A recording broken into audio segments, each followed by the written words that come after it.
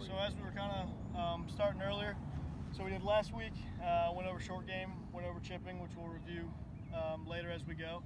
So this week we're going to do, start the full swing stuff. So we're going to do grip, aim, setup, go over the basics here.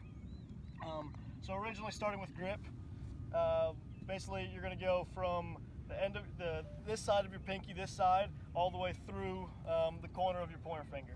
So you're going to drop it down this side, and then basically this hand's going to sit on top, just resting your thumb this side. So good there, good, and then thumb straight down. Good right there.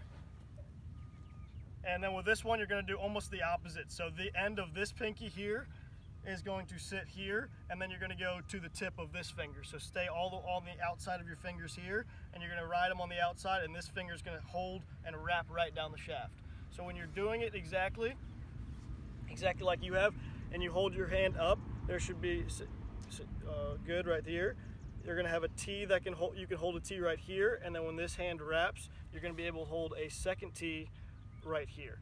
So that's kind of a grip check, and then if you ever hold balls on top, you should be able to balance two balls right up on top of those tees. So that's perfect right here. That's kind of always a easy grip check here and here. That's perfect there. So right down the shaft matching up. Well, it's more my fingers are my right hand than normal. That's a little different. Rest my balls. What do you say? I can rest your, Going towards the back shoulder. you can rest your balls. Exactly. So Yeah, then rest you're your here, balls. and if anything, Get 'em on back. that back side exactly for you. So that's perfect here, or straight down. Setup wise, shoulder width apart, depending on what club you have. It can get wider if you're hitting driver or anything like that, a little shorter if you're hitting a wedge.